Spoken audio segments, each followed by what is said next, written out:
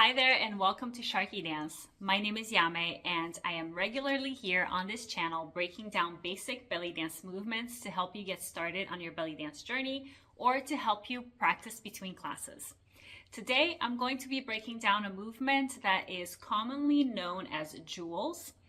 And this is a bit of a complex movement, so I recommend having a few months of belly dance experience under your belt before you give it a try.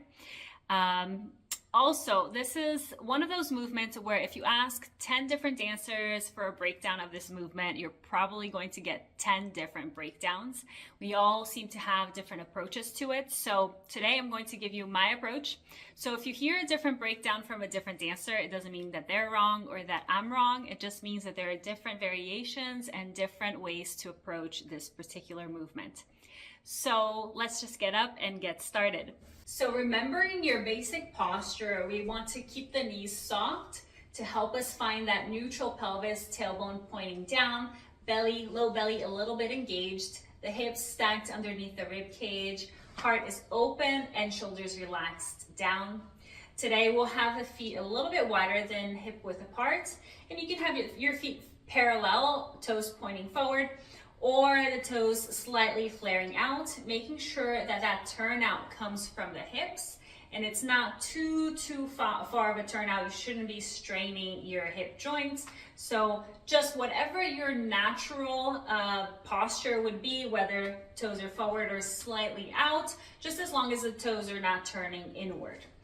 From here, we want to make sure we're very confident in our figure eights, going back, horizontal movement, trying to keep the chest fairly isolated and moving from the waist down.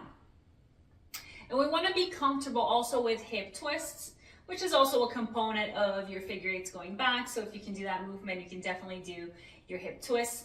And we're going to approach the hip twist movement from one leg. So we'll get to that very shortly, but starting with just the figure eights going back, let's establish our timing here. So let's do 2 measures for each loop in that figure eight. 1, 2, 1, 2, 1, 2, 1, 2. And now in between these loops, we're going to add a hip twist accent. So let's just go into the hip twist accent first, and then we'll put it all together. So standing on one leg, let your other foot come out slightly. We're gonna twist that hip back. So the side of the unweighted hip, the unweighted side, twist back. And as you twist that hip back, allow your foot to release. So the ball of my foot is on the floor, my hip is fairly neutral. From here, I'm gonna twist back, the foot releases, and then allow the hip to ricochet forward again where it started, and drop the foot down. So twisting back, foot releases from the floor, allow the hip to twist forward, the foot touches the floor again. So the more active part of the movement is that twist back, and the ricocheting forward again is more passive. So here the accent is back, and then we just allow the hip to come forward after.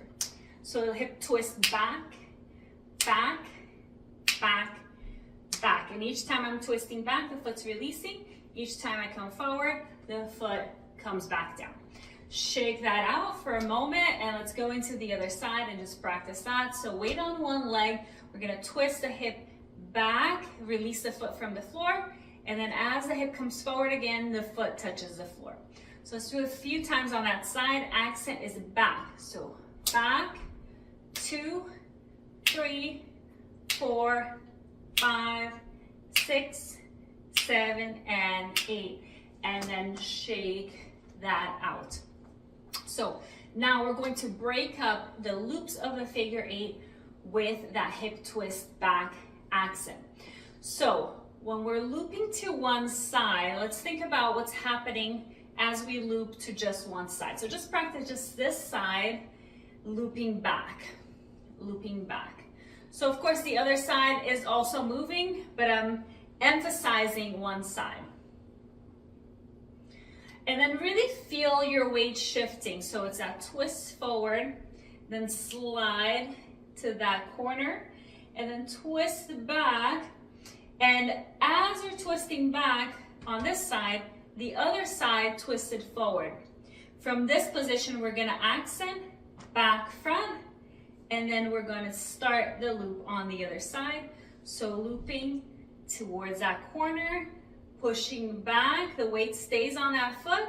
Now this hip is forward, it's ready to go back, and twist back, release the foot, and come back forward. So it's that loop of a figure 8. As part of this loop on this side, the other side already went forward, so the accent's gonna come back and ricochet forward again. So loop and accent, loop and accent, looping back, accent back, looping back, accent back, looping back, accent back, looping back, accent back. So the accent's back, but the hip goes forward again. So once we do that at full speed, it's gonna look like this. 1, 2, and 3, and 4, and 5, and 6, and 7, and 8. 1, and 2, and 3, and 4, and 5, and 6, and 7, and 8. So if I want to stylize this a little bit more, instead of just doing a very flat movement with a figure 8 and a very flat movement with a twist accent, I'm going to kind of undulate a little bit into it. So you might want to review the undulation. I'll put a link to my tutorial for undulations on this video. You can review that. But in this movement, it's going to come up a little bit differently. It's not going to be this even weighted undulation, very even through the front. It's more so kind of tucking and undulating as I twist back. So it's a little bit tricky to break all of this down. There's a lot of complexity to this movement, a lot of elements involved in it. But essentially what I'm doing is undulating into that twist back. So instead of it being a plain twisting back motion, it kind of rolls in. So there's a little bit of a pelvic tilt happening and a really strong engagement through my belly muscles. So really pulling in as we twist back. Another element that I like to add to stylize this movement and make it a little bit juicier than just keeping it very flat and horizontal is to bend a little bit more into the weighted knee. As I'm looping into that side, I'm bending that knee and twisting the hip forward and then pushing it out, and then the accent. So the figure 8 becomes less flat here and a little bit more, there's a little bit more dimension to it with this bending of the knee as I twist the hip forward. So something you can do to practice that is practicing kind of stepping into that twist forward and bending the knee as you step. So bend the knee as you twist forward and step into that foot and then loop back. Just doing one side for now. 3, last one on that side, and let's practice the other side. So bend the knee as you twist the hip forward and then loop back. Bend the knee, twist forward and step into that foot, and then loop back. And then on both sides, one side, the other side. It's a little weird doing it just without the accent, but it's kind of like a walk with a little bit of a down hip and a twist forward. There's a lot going on here. So adding this element to our juicy undulating twist back accents. We're gonna go loop, accent, loop, accent. So scooping back and undulate back. Scoop back, undulate. Scoop back, undulate and twist. Scoop back, undulate and twist. Let's do a couple more.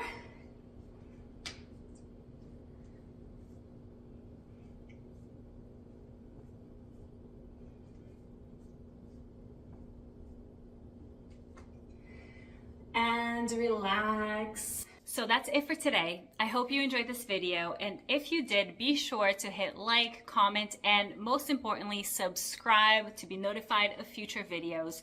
I'm going to be building on the techniques that we worked on today and putting these jewels together in a combination in a couple of weeks, so definitely stay tuned for that.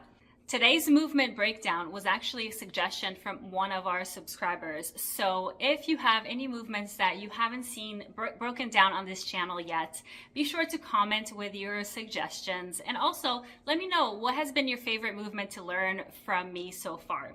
Lastly, if you resonate with the way that I teach and you'd like to learn from me on a regular basis, I teach online classes every single week, both group classes and private classes. All of my online classes are live, not pre-recorded. I offer real-time feedback and support, so we're highly interactive, and it's a beautiful community. So if you want to check out the schedule, it's all on SharqiDance.com, link in the description below and on this video somewhere. And I hope to see you there. If not, I will see you back here for my next video. Happy dancing. Bye.